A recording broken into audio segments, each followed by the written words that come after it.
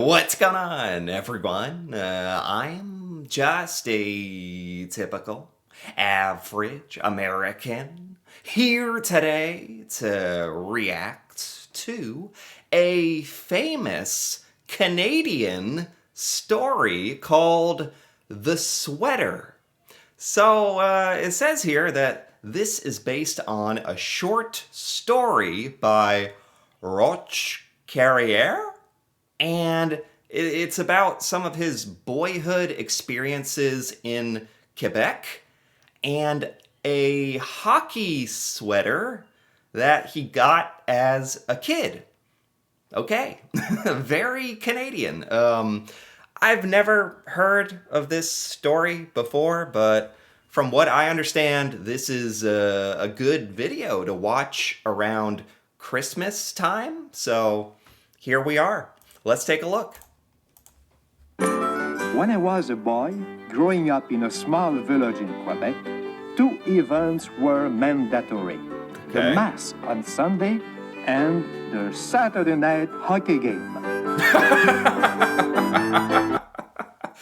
Talk about Canadian experience, Canadian life. Sure, a lot of people go to like church or mass like around Christmas time, or yeah, I've heard of that, all that, and the whole going to the hockey game. Do you listen to the hockey game? Oh wow, he's got a radio. He's pulling out the radio. When was this? Not to make anybody feel like old or anything. Like I understand the concept of a radio. It wasn't that long ago that they were like this, but the standalone sort of radio that you put on your table. It's been a while since I've seen that. It's mostly like TVs and heck, we're literally like on YouTube right now, for crying out loud. So this is really taking us back. Okay, you got to listen to the hockey game. Canadien, puis c'est l'équipe au Canadien. Blake, Masdell et Richard. Voilà la mise au jeu. La caoutchouc passe de Masdell à au Blake. Blake se rend jusqu'au centre de la glace, s'approche de l'échec par Émile Bouchard qui reprend la rondelle. Les deux se bousculent le long de la clôture. Wow. So people really used to listen to sports on radio. I mean, what else were you supposed to do if you couldn't be there? Like, frankly, thinking about it, like when radio became more of a thing, like it must have been awesome to hear your favorite sports live like that, before TV and stuff. So it's obviously like before my time and all that. But yeah, I get it. Arbitre siffle hors-jeu. 33 secondes dans cette troisième période est toujours Canadien 2, Toronto 2. La rondelle est mise au jeu. Émile Bouchard reçoit la rondelle à la ligne bleue. Il lance vers le filet de Broda, le disque est pris par Stewart, qui à son tour lance le caoutchouc à la ligne bleue. Et c'est Blake qui reçoit la rondelle. Passe à Masdell. Masdell à Richard. Richard lance. Et goal! Maurice Richard. Et maintenant 3-2 pour... I don't understand French or anything. I'm picking out a few words here and there. Like I'm sure I heard the word Toronto in there. But yeah, I get it. The families are like gathered around, the kids like laying down on the floor, listening to the hockey game on the radio, getting excited when stuff happens. That, yeah, very wholesome. This is, giving me a good idea of what it was like. Canadien, alors qu'il ne reste plus que 14 secondes à jouer en troisième My période de God. Maurice. He is Richard excited. Avec 10 passes de Blake et Masdell. Plusieurs joueurs du tricolore sont sur la glace pour féliciter. Okay, so he's really, really excited. I'm guessing his team won. And he's like going upstairs, getting his jersey out, jumping on the bed. His dad is like, everybody's looking at the ceiling like, what is he on? Well, he's high on hockey victory, obviously.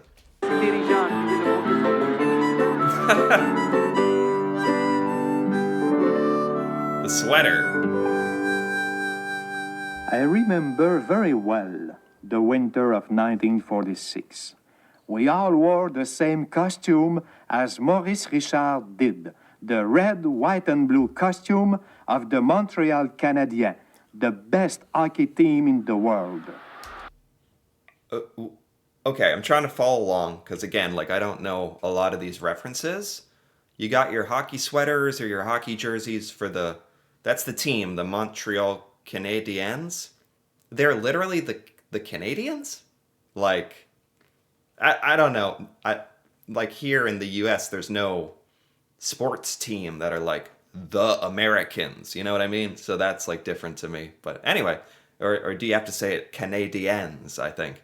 Um okay, and there's this player, this guy. What did what did he say? Bouchard or shoot something like that? Okay. We all combed our hair like Maurice Richard. Oh man, this French this French accent. It's it's cool. And beautiful in its own way, but man, it's tough for me to get everything. Is his name Luchard or Bouchard or I don't know. And we use a kind of hair glue to keep it in place. What? What? We laced our skates like Maurice Richard. We taped our sticks like Maurice Richard. We cut his picture out of all the newspaper, and we knew everything there was to know about Maurice Richard. Maybe it's Gouchard? I'm just going to call him Maurice because I am positive his first name is Maurice. And the narrator idolized this hockey player who is on the Montreal team, and he's got the same stick and even the hair the hair gel. That's funny. That's very wholesome.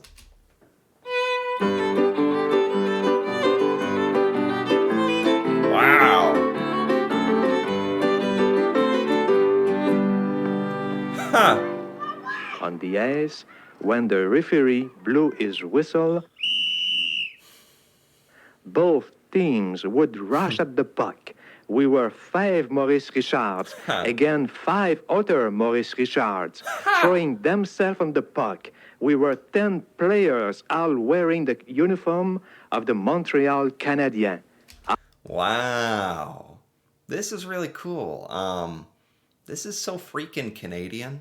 I swear, like we you guys actually have the stuff that I think of like in movies, like Hallmark movies where there's like an ice rink that in the town and you can actually go and play like skate around. In Canada, like a lot of people are into hockey and there's actually like a local ice rink or whatever that you can go play on with your friends. Like that's not an experience that like Americans get. So it's really fun to like see that and that it's like a real Canadian thing. And yeah, it sounds like a lot of probably young men in Quebec really, really idolized this player and this team and were into hockey.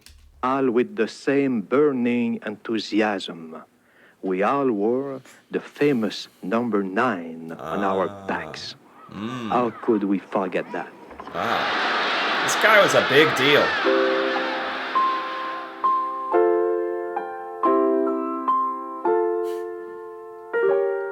This guy was a big deal. One day, my Montreal Canadien sweater was too small for me, and it was ripped in several places.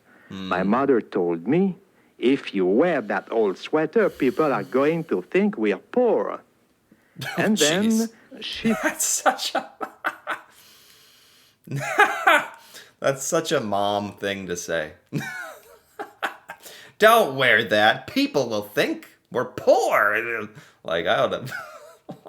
Oh my God. did what she did whenever we needed clothes. She started to look through the catalog that the Eaton Company in Montreal sent us every year. The My mother catalog. This is so fun. When was this made? You're going through a catalog. I barely remember these things, like as a kid. Barely. Like looking through a catalog where you order stuff not from Amazon, but like a magazine. was proud. She never wanted to buy our clothes at the general store. The only clothes that were good enough for us were the latest styles from Eaton's catalog. Whoa. My Okay. mother did not like the order forms that were included in the catalog. There was too much English on them, and she did not understand a word of it. What? That's, wow. This is also giving me like the uniquely French Canadian childhood experience. You know, talk about something most of us Americans have no idea about. Looking at stuff that's in English and being like, what is this? Like, what is that's funny. Yeah, because I never think about like the other side of bilingual, like other languages and all that. So this is cool. When she ordered my hockey sweater, she did what she always did. She took our writing pad and wrote in her fine school teacher's hand, "Dear Mr. Eaton, What? would you be so kind as to send me a Canadian hockey sweater for my boy, Roch, who is 10 years old and a little bit tall for his age?" She's writing to like the CEO of the company? Right? It's the Eaton company? What? Is this normal? Why? Is this gonna work? Dr. Robitaille thinks is a little too thin. I'm sending you $3, please. Oh. Send me the change, if there's any. I hope your packing will be better than it was last time. What? Why would you include that? Okay. Mr. Eaton answered my mother's letter promptly. 2 weeks after she wrote it, we received the sweater. Wow. It was It's like magic. It's like magic how stuff used to work like that. You actually send money in the mail and you got stuff gets sent back to you like weeks later and it works. one of the greatest disappointments in my life. Instead of the red, white, and blue Montreal Canadien sweater, Monsieur Eaton had sent the blue and white sweater of the Toronto Maple Leafs. I had always worn the red, white, and blue sweater of the Montreal Canadien. All my friends wore the red, white, and blue Whoa. sweater. And besides, the Toronto team was always being beaten by the Canadiens. Whoa. Whoa. This is why he made this whole story. Is this like the traumatic childhood experience? Getting the wrong hockey sweater? Not something I can really relate to, but I can certainly relate to the idea of being a kid and being disappointed about something like that. So yeah, I get it. And especially, man, it sounds like his passion is hockey. It's like the thing he cares about the most at this point in his life. And yeah, actually, I can really see how that would be a huge disappointment. That would be infuriating. Getting sent, like, are they rival teams? It's not your team, for one thing. It's like the Toronto team, which is in Ontario. So it's not even in Quebec. It's not even French Canadian. So that's probably annoying for him. And wow, I get it. Wow, this is getting dramatic. With tears in my eyes, I summoned up the strength to say, "I never wear that uniform." I was gonna like I agree with him. I actually agree. Like, would be so embarrassing?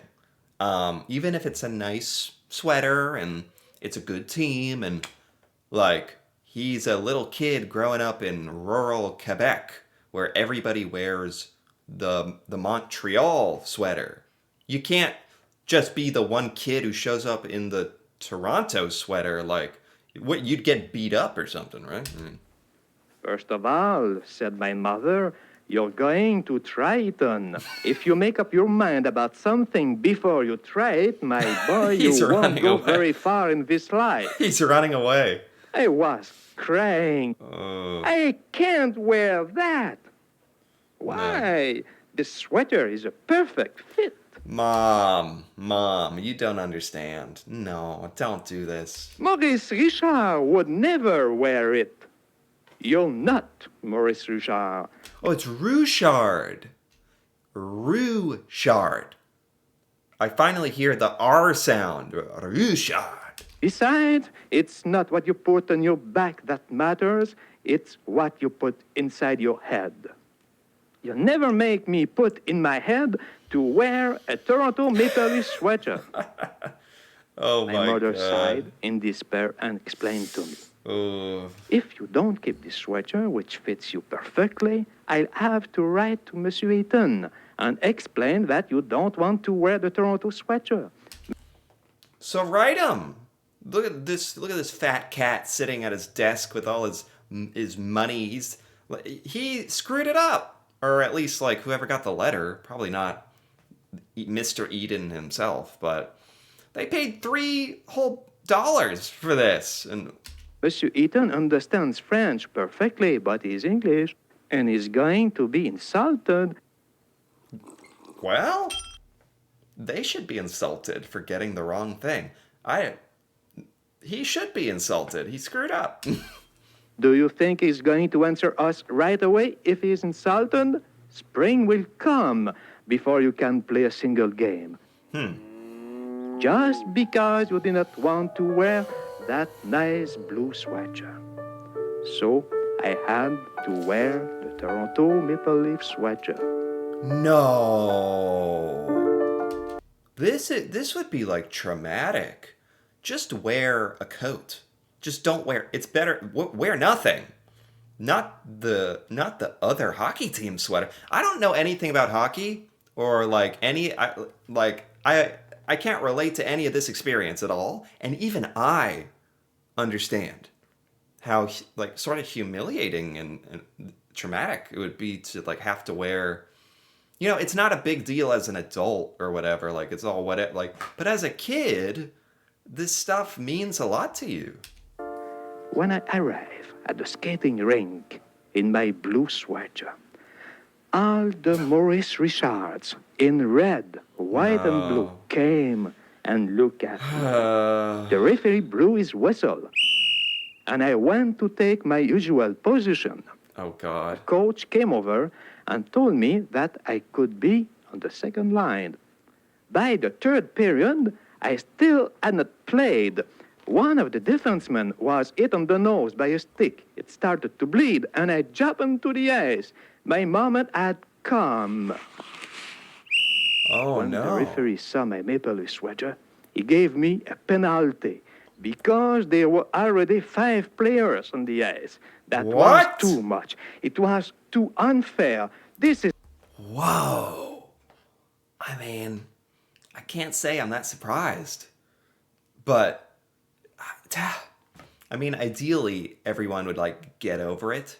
Like, because it's just a freaking sweater. But it's also, like, way more than that. Like, if you know, you know. Sports are a big part of, you know, culture, where you live, and pride, and I'm not that shocked. Like, even the ref, the adults, the ref, the coach are like not letting him play.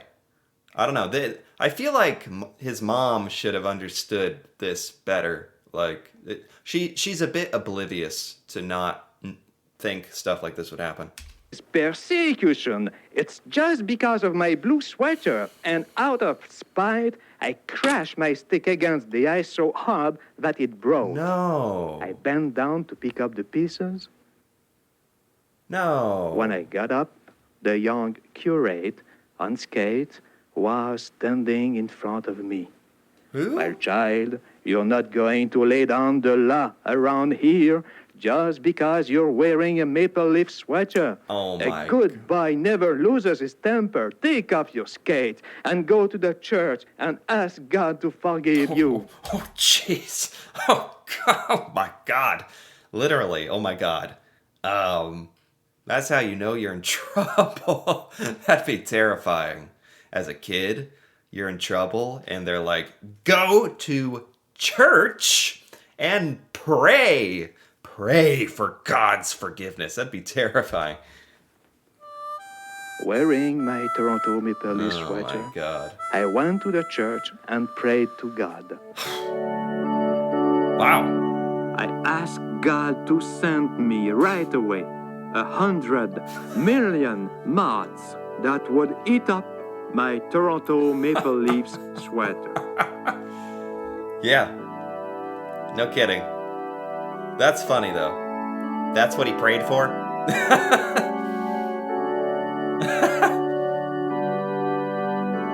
Oh, he's got a smile on his face.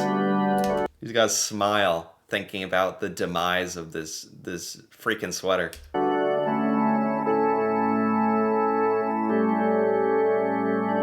Oh, there's Maurice. There's Maurice Richard.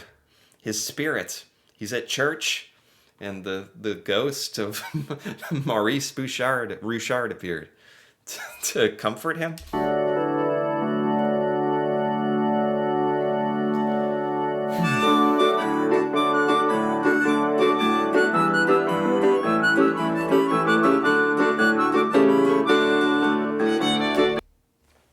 That's it? That's the end? That didn't even really have a happy ending. That's the end? Oh my god. What is that supposed to teach us? That life isn't fair? Or you gotta deal with this stuff? Or he's a little kid. He's not poor. His mom would hate me saying that. She only bought the best from Eaton's or whatever. Got him the wrong sweater when he was literally crying that he didn't want to wear it. She forced him to wear the sweater, where he was sent down to the hockey practice, immediately ostracized, as was his fear, and sent to church to beg forgiveness for something he didn't have much control over, and he's like a kid who can't regulate his emotions. And am I getting it about right? What kind of holiday story is this, Canadians? But joking aside, that was a lot of fun to watch. It was actually like a kind of a funny story, if not a bit traumatic. And not all stories have like a super happy ending. The only happiness at the end was him literally fantasizing about insects eating his sweater. That was like the happy moment at the end. But I think the guy who wrote this obviously was like a big part of his childhood that he remembers, and maybe he looks back now and kind of laughs, and I don't know, it became a famous sort of Quebec Canadian story. So this was cool to watch and see. Anyway, if you enjoyed this, feel free to give this video a like, or leave a comment with your thoughts on this short story, The Sweater. That'd be cool to hear about. And if you're interested in more videos like this, me reacting to Canadian things that I've never seen, feel free to subscribe for more. And until then, thanks for watching, and see you next time.